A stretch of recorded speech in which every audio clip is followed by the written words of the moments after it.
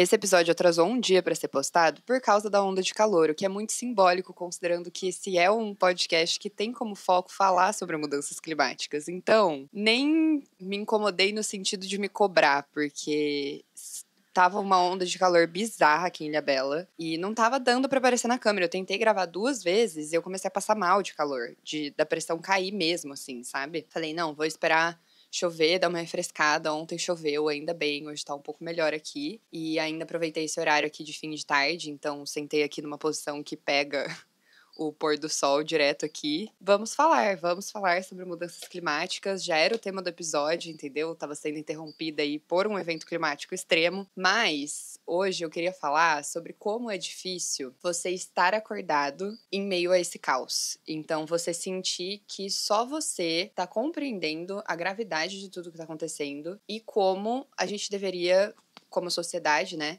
tá tratando isso com muito mais urgência do que vem sendo tratado.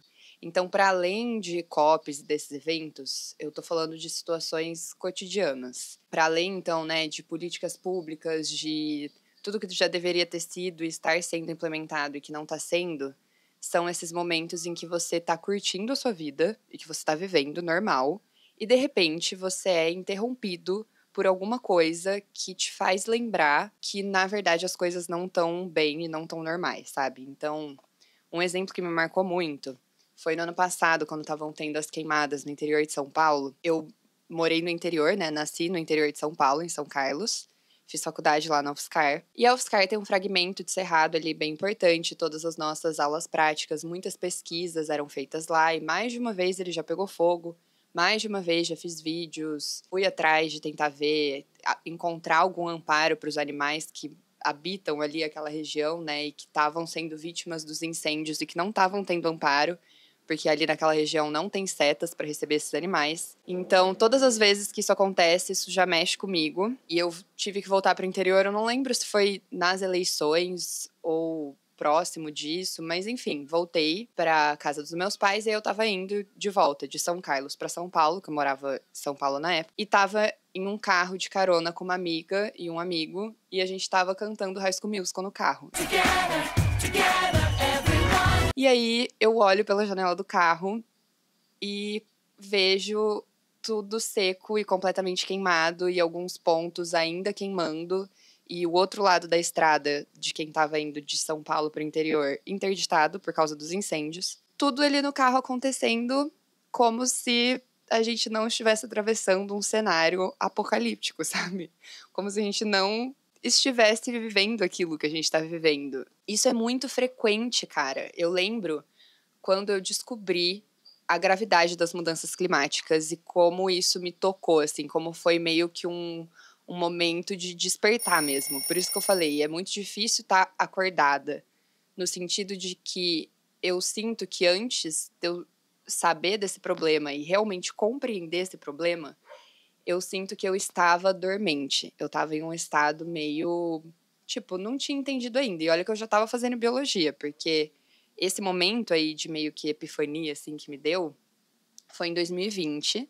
Eu já tinha começado os meus canais de comunicação, então eu já tinha começado um blog escrito em 2019, que eu contei pra vocês no primeiro episódio, né? Depois, já em 2020, quando começou a pandemia, comecei o perfil do Instagram pra conseguir estudar mais assuntos que eu tinha curiosidade, que eu achava que era legal eu saber mais, né? Dentro desses assuntos estava lá o tópico mudanças climáticas, que conforme eu fui produzindo esses conteúdos, conheci mais da pauta indígena também, isso veio à tona, essa questão aí da mudança do clima, né, e tudo que isso envolve. Eu lembro que eu queria fazer um post sobre mudanças climáticas.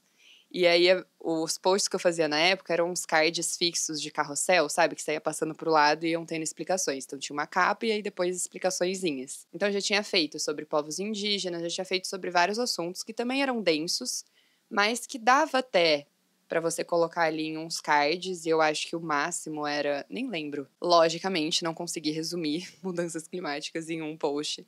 Acabei fazendo um vídeo e um post, e a partir disso, eu decidi que o meu conteúdo teria esse foco. Porque mudanças climáticas são tudo, né? Então, dentro de tudo, interferem absolutamente todos os campos das nossas vidas. E esse sentimento, que pode ser que você compartilhe também, de que a gente tá maluco, sabe? Que a gente fala as coisas e as pessoas falam, não, mas você tá exagerando, não é bem assim, calma também, as coisas não são assim, vai melhorar. Ou então vem me perguntar, Cami, qual que é o dia, assim, que o mundo vai acabar? Tipo assim, uma data. Quanto que você acha? gente, não é uma data, tá acabando, vocês não estão vendo? Brincadeira, também não quero parecer catastrófica, mas muitas coisas já mudaram, né? E parece que algumas pessoas ainda não enxergam isso, que o mundo já mudou e que vai mudar cada vez mais. E uma parte disso também, que tá acontecendo muito agora e que foi muito normalizado, mas que se você para pra pensar, se você falasse anos atrás para as pessoas que em vários momentos do ano, pessoas recebem alertas da Defesa Civil no celular e o celular começa a apitar para avisar sobre risco de eventos climáticos extremos, tipo enchentes, ondas de calor, em outros lugares que não aqui no Brasil, né? Furacão, terremoto. Aqui no Brasil teve o caso dos ciclones, essas extratropicais, enfim. Se você dissesse isso anos atrás, as pessoas ficariam em choque, ficariam com medo, tipo, como assim isso vai fazer parte da nossa realidade? E hoje já faz parte da nossa realidade. Você tá de boa vivendo o seu dia, do nada seu celular apita, te avisando que você, a sua vida, a sua casa, a vida da sua família pode estar em risco, para você ficar atento, porque pode ser que aconteça uma enchente e leve tudo. Como que é aceitável viver em um mundo em que a gente já está nesse risco eminente e que, para algumas pessoas, esse risco é muito maior do que para outras, para muitas pessoas, na verdade, esse risco já é muito maior do que para outras e já tem afetado muito mais pessoas do que outras, né? Então, quando falam, a gente está todo mundo no mesmo barco, na verdade, não. Tem algumas pessoas que estão ali de iate e tem outras que estão em um barquinho que não tem nem motor, entendeu? Para conseguir sair dessa. Não são as mesmas condições, né? Quando a gente passa por essas ondas de calor, por exemplo, que a gente consegue sentir na pele, que é o que pelo menos eu aqui no litoral tô experienciando isso aqui agora, e ainda assim, o calor que eu experienciei aqui, eu tô muito próxima da Mata Atlântica, e aqui em Ilhabela tem uma mata muito preservada, então eu fiquei imaginando os outros lugares, sabe? Fiquei lembrando da onda de calor que eu vivenciei ano passado em São Paulo. Bizarra, bizarra. O pessoal lá no Rio de Janeiro também falando que a situação lá tá terrível. Esse é o ano mais fresco dos próximos anos. Porque só vai ficar mais quente. Quem tem ar-condicionado e quem pode deixar o ar-condicionado ligado o dia inteiro, não vai sentir da mesma maneira de quem não tem ar-condicionado e às vezes não tem nem ventilador. Às vezes não tem nem uma rua com uma rua arborizada para conseguir ter sombra. Às vezes as pessoas não têm nem acesso à água para conseguir se hidratar nessas ondas de calor e ondas de seca que estão cada vez mais intensas e frequentes. Tudo isso é muito difícil de lidar, principalmente quando vêm e falam para você: ah, mas apesar de tudo isso, continue trabalhando, continua seguindo a sua vida, lidando com seus problemas, porque além da gente ter que lidar com todos esses sentimentos e emoções que esses eventos trazem e todo esse bombardeio que a mídia faz pra gente de falar sobre esses eventos climáticos extremos e não falar da maneira como deveriam falar, né? Que trazem sempre esse cenário completamente catastrófico que parece que não tem nada que a gente possa fazer e que a culpa é da chuva. E aí, pô, foi a chuva, o que a gente vai fazer, sabe? Quando a culpa não é da chuva, a culpa é de falta de política pública, a culpa é de, nossa, tantos fatores, entendeu? A gente sempre voltar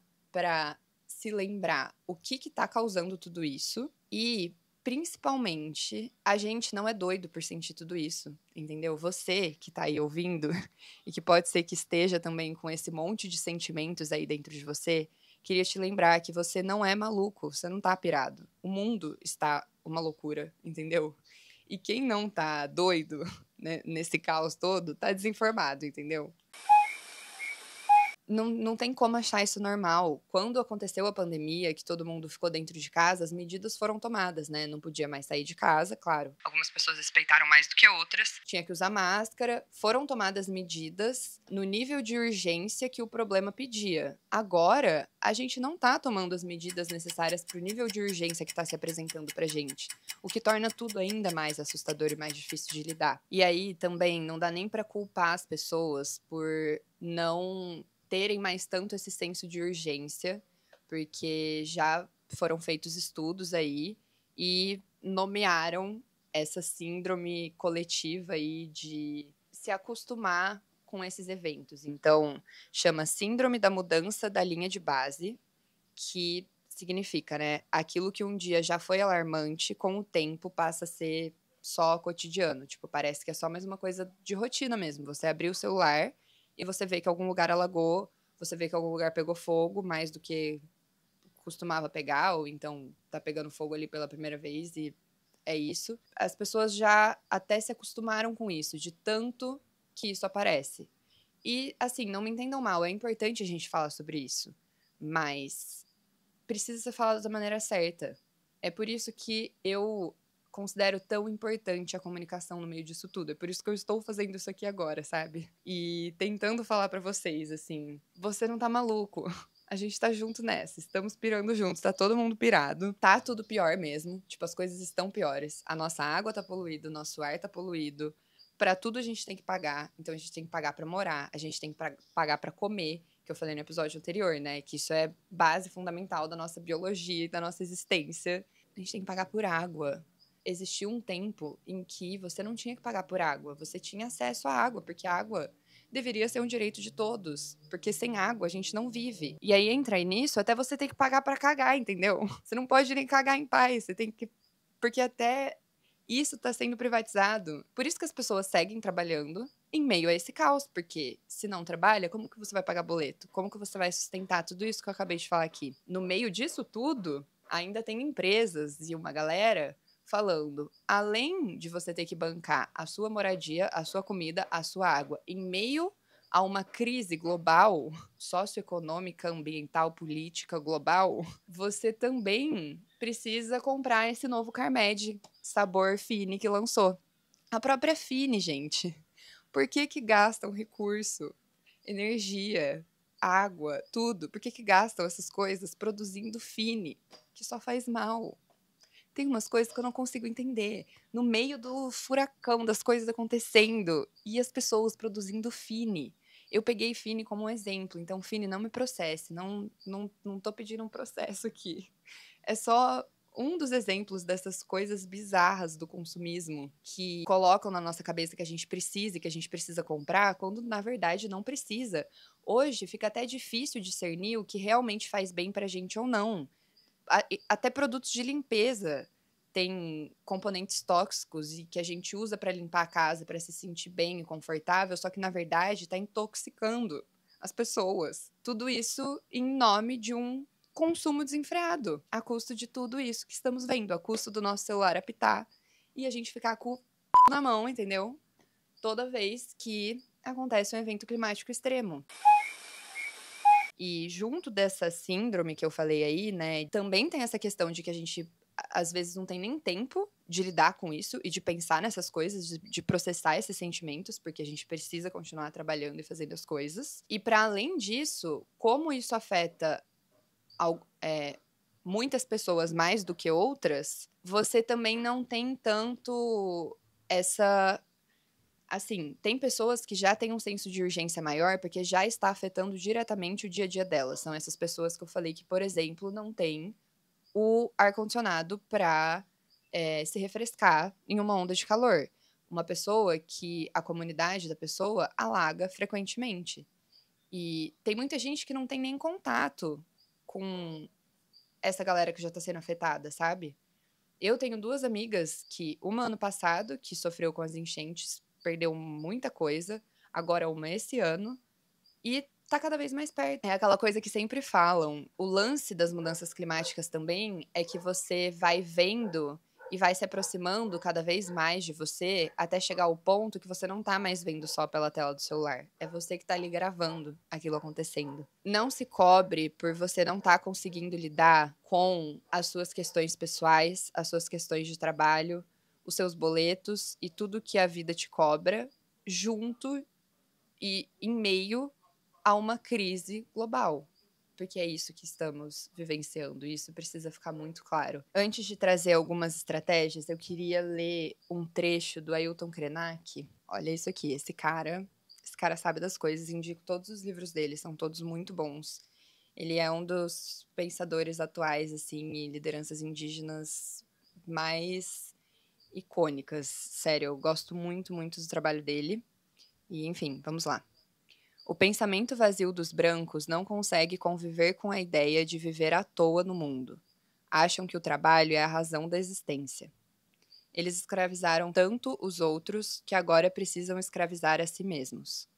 Não podem parar e experimentar a vida como um dom e o mundo como um lugar maravilhoso. O mundo possível que a gente pode compartilhar não tem que ser um inferno, pode ser bom. Eles ficam horrorizados com isso e dizem que somos preguiçosos, que não quisemos nos civilizar. Nunca vai ocorrer a um peixinho que o oceano tem que ser útil. O oceano é a vida. Nesse trecho, eu fiquei assim, verdade, né? Tipo, para pra pensar. O peixinho, ele só vive lá no oceano. Qualquer bicho, assim, né? Ele só vive lá, a vida deles não precisa ser útil. Porque a vida não é feita pra ser útil. A vida é feita pra viver. Pra você se alimentar, pra você criar conexões, pra você ter relacionamentos, animais sociáveis, né? Somos animais sociáveis. Pra gente estar conectado. Mas nós somos o tempo inteiro cobrados a fazer coisas úteis. Os povos originários ainda estão presentes neste mundo, não porque foram excluídos, mas porque escaparam. É interessante lembrar isso. Em várias regiões do planeta resistiram com toda a força e coragem para não serem completamente engolfados por esse mundo utilitário. Escapar dessa captura, experimentar uma existência que não se rendeu ao sentido utilitário da vida, cria um lugar de silêncio interior. A vida não é útil. Um momentinho de silêncio aqui, pra gente absorver essas palavras.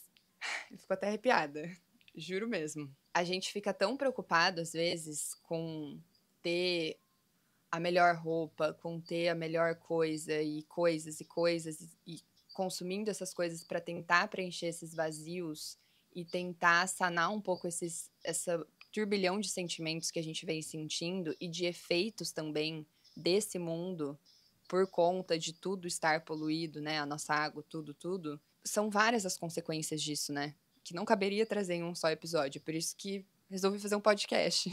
Que aí em cada um eu vou conseguir ir destrinchando esses problemas. Mas o foco aqui hoje é a gente tentar encontrar uma maneira de, agora que conseguimos compreender que realmente estamos em crise, estamos aqui concordando com isso, você que está ouvindo, que provavelmente passa por esses sentimentos também.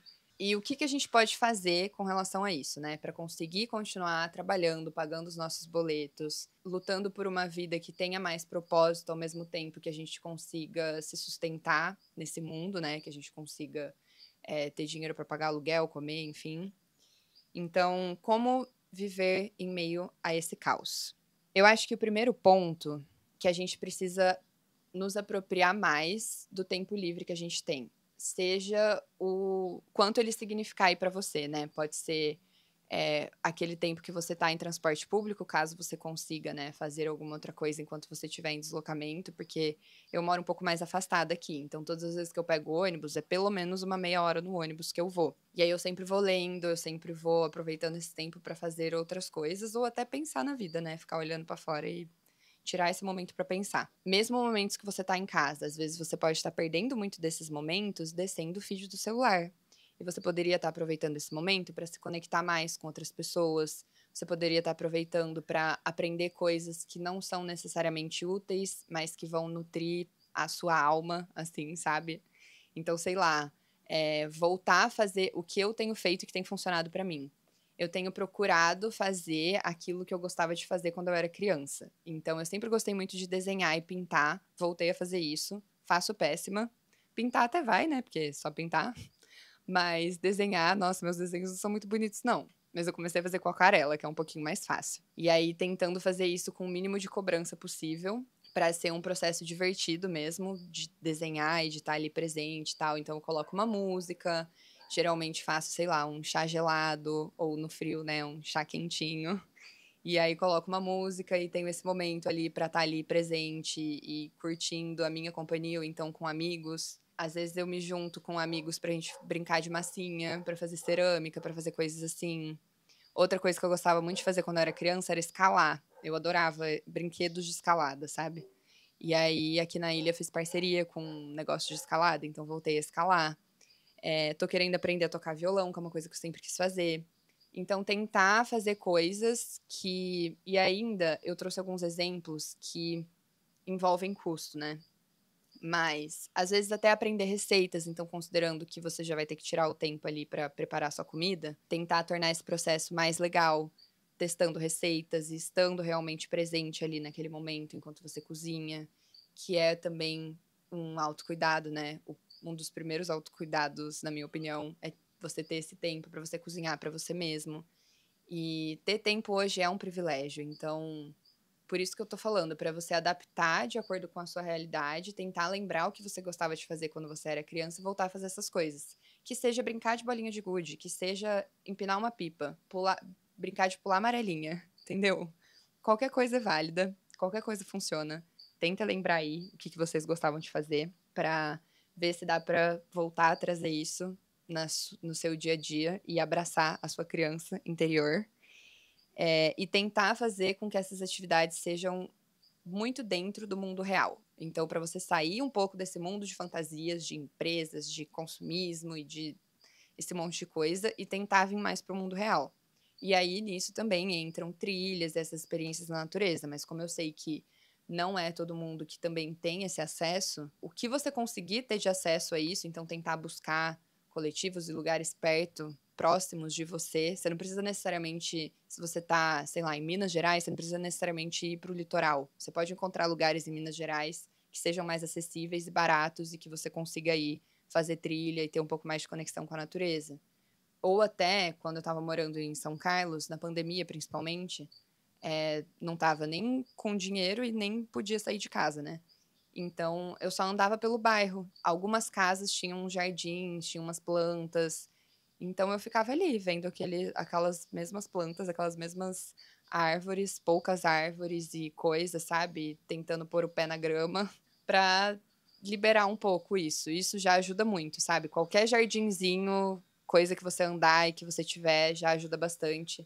Ter vasinhos em casa, né? Plantar plantinhas, ver esse processo da planta, de semente até uma planta, até florescer, até dar frutos. Nossa, é muito legal. Enfim, várias dessas experiências já podem ajudar. E tudo isso dá até para entrar numa categoria meio enriquecimento ambiental. Eu fiz trabalho voluntário em zoológico algumas vezes durante a graduação. E em zoológicos, como os animais estão presos, trazem elementos para que eles consigam se distrair, aliviar o estresse e ter uma qualidade de vida melhor.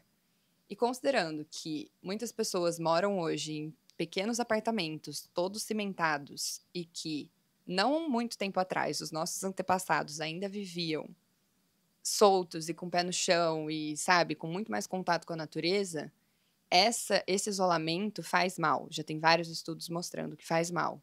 O que você conseguir fazer para aliviar esse estresse, o que você conseguir trazer de enriquecimento ambiental para nossa jaulinha aí de apartamento, já ajuda muito. Tentar visualizar as coisas assim, acho que pode ajudar também. Outro ponto é a gente não deixar que esse senso de urgência desapareça. Então, não deixar que, porque está se tornando cada vez mais cotidiano, que a gente perca esse senso de urgência, porque sem urgência não tem ação, né? Se a gente não tem esse ímpeto da urgência, a gente não vai agir e não vai sair do lugar. Então, a gente precisa ter esse senso de urgência, mas também, ao mesmo tempo em que você precisa ter essa urgência, você também não pode se deixar convencer, porque vão tentar te convencer disso, de que é o nosso fim, que acabou, que não tem o que a gente possa fazer e que já era. Porque não acabou. A gente já sabe exatamente o que a gente precisa fazer, tá? Ainda dá tempo, ainda dá pra gente se engajar, mas antes você precisa cuidar de você precisa assimilar esses sentimentos. Por isso que esse episódio é sobre isso. Nos próximos a gente pode falar sobre mais maneiras de como se engajar, como agir e tudo mais. Quis trazer isso para lembrar. A gente tem que ficar sempre nesse balanço de é muito urgente, é muito sério, o mundo tá em um estado de crise e a gente precisa ficar muito preocupado, mas não é o fim, não acabou. O mundo ainda tá aqui, os animais ainda estão aqui, eles ainda existem. Temos muita coisa para proteger, temos muito trabalho para fazer e usar essa urgência como um fator que gere ação. Usar esse senso de urgência como algo que te motive e que não te desespere por completo. E, junto disso, uma outra dica que é também a terapia, né? Então, atender com uma psicóloga, eu já estou desde o ano passado e fez muita diferença na minha vida, muita mesmo. E aí eu queria deixar aqui de indicação para vocês a Bela. O trabalho dela é incrível, ela tem um foco mais para esse lado da ecopsicologia, que está muito relacionado com a eco-ansiedade, com todos esses sentimentos relacionados a mudanças climáticas e a toda essa crise socioambiental que a gente está passando. Então, ela consegue ouvir sem você sentir que você está sendo julgado, sabe? Porque eu já passei por psicólogas antes que eu sentia, quando eu falava essas coisas, eu sentia que, sei lá, parecia que ela me ouvia e que ela compreendia, ela validava a minha dor e tudo mais. Mas eu sentia que ela pensava um pouco, tipo, nossa, essa menina é meio doida, sabe? E aí, quando você atende com alguém que compreende o caos climático e consegue e que tem o amparo da ecopsicologia para conseguir te ajudar com isso, faz toda a diferença. Então, vou deixar as informações dela aqui na legenda para vocês como indicação. E foi ela que me ajudou a desenvolver uma coisa em mim que antes eu não tinha, que é aprender a observar sem apego. Porque tudo aquilo que você absorve passa a fazer parte de você. Então, o segredo é a gente conseguir observar e filtrar sem apego.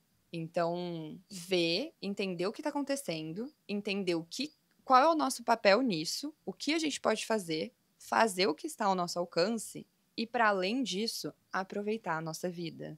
E aproveitar os momentos com a gente, os momentos que a gente tem. Considerando, inclusive, que esses eventos vão ficar mais intensos e frequentes, vamos aproveitar enquanto ainda estamos nesse momento agora, que é o melhor momento dos próximos anos, entende? Se ficar se preocupando com um futuro que ainda não chegou, só vai adiantar sofrimento e vai fazer com que você sofra duas vezes. Porque você vai sofrer agora, você vai sofrer depois, você vai sofrer durante. Porque isso só gera uma ansiedade que você não vai conseguir resolver.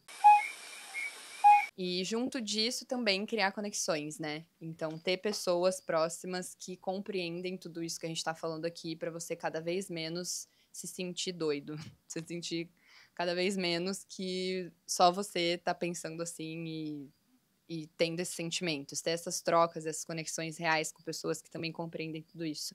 É muito importante. E a conversa hoje era essa. Não sei se fiquei meio confusa em alguns pontos, mas espero que tenha dado tudo certo. Ainda tá bem calor aqui hoje. Espero que tenha ficado claro. Me contem aqui nos comentários o que vocês acharam. E vamos agora para as indicações.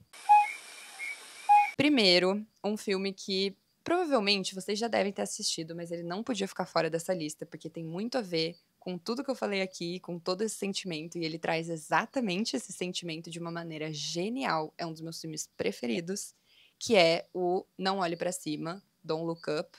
Você consegue achar no Netflix, pelo menos a última vez que eu assisti pelo Netflix. Preparem o psicológico, preparem os sentimentos para assistir, mas assistam, vale muito a pena. Também queria indicar o documentário Buy Now, A Conspiração Consumista.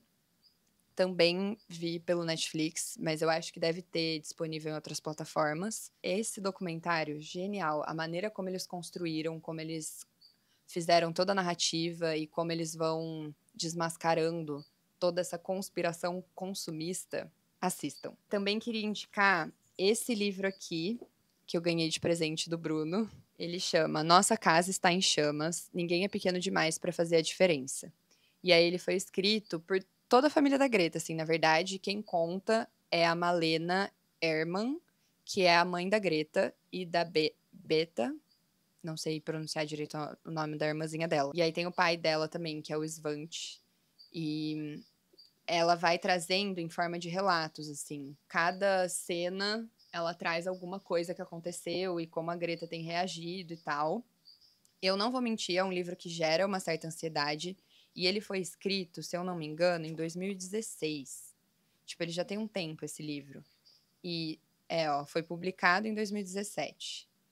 Então, estamos agora em 2015. Tem muita coisa que você lê aqui e você fala, nossa, agora tá ainda pior, sabe? Onde vamos parar?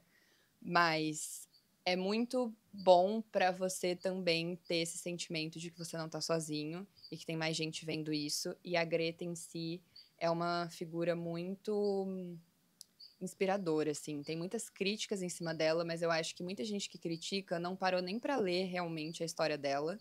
E ela sumiu muito da mídia hoje, porque agora ela foi pra raiz do problema, né? E agora tá falando abertamente críticas ao capitalismo e a tudo mais, que é o que tá causando tudo isso, né? E aí não estão mais colocando tanto a mídia em cima dela, porque ela radicalizou muito o discurso. E agora que a gente precisava ainda mais ouvir ela, né? Mas, buscando, você ainda consegue encontrar o que ela tem feito, os ativismos dela por aí. E conhecer o movimento que ela criou, né? Então, a Greta, para quem não sabe, é uma ativista climática que, muito novinha, tipo criança ainda, ela começou a fazer protestos na prefeitura da cidade dela. Ela é sueca. A partir disso, toda sexta-feira ela faltava da aula para ir lá no parlamento para fazer esse protesto. E isso foi tomando uma proporção enorme, e aí assumiu uma proporção global, fez com que o movimento ambientalista global, Fridays for Future, fosse criado. E hoje a gente tem o Fridays for Future Brasil, e aí tem algumas cidades, então você pode até procurar para ver se tem aí na sua cidade. Enfim, é um movimento muito legal, é legal saber essa história, que aí dá um pouco mais esse senso de que dá pra gente se movimentar e fazer alguma coisa e fazer a diferença aí. Também queria falar sobre a petição Petróleo na Amazônia Não. No fim de semana agora, eu postei um vídeo falando sobre por que a gente precisa cobrar que o Lula pare de ficar fazendo essa pressão sobre o IBAMA para a liberação da licença da Petrobras para ela explorar petróleo na Foz do Amazonas, porque tem muitos impactos. Então, se vocês quiserem ver no meu perfil, no canal eu mandei outros conteúdos que eu fiz, que eu falo sobre isso já desde 2023. Então, tem vários vídeos bons lá. Tem um, inclusive, falando sobre a importância do IBAMA, para vocês entenderem um pouco melhor. E essa petição tá rolando, e essa petição é muito importante, porque é ela que vai dar o respaldo para o Greenpeace poder levar isso até o Congresso Nacional e mostrar, olha, tem tudo isso de gente não querendo que esse negócio aconteça, pra gente conseguir fazer essa pressão desse outro lado e apoiar o IBAMA nessa, porque, né, alguém precisa fazer o trabalho certo, e assim, já basta de petróleo no mundo, né? Esse episódio acho que deixa isso muito claro. E acho que quem se identificou aqui vai entender. Então, vou deixar o link aqui para quem ainda não assinou a petição, para vocês assinarem. E é isso. Muito obrigada por assistirem. Quem tá vendo aí pelo YouTube, já ficou completamente escuro aqui, entendeu? Mas eu já imaginei que isso fosse acontecer. Espero que vocês tenham gostado. E até o próximo episódio. Beijos!